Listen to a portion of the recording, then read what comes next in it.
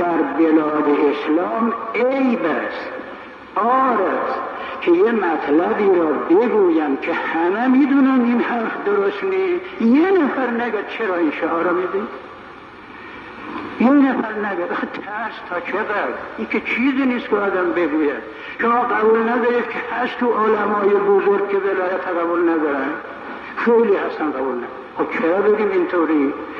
اینو باید به عوام حالی کرد. اگر کسی نگفته است بهشون، هر کس میشنود و قدرت دار. من که قدرت ندارم بگویم نگوید. اگه بگویم نگوید میگم تو ضد ولایت فقیه. والله بالله من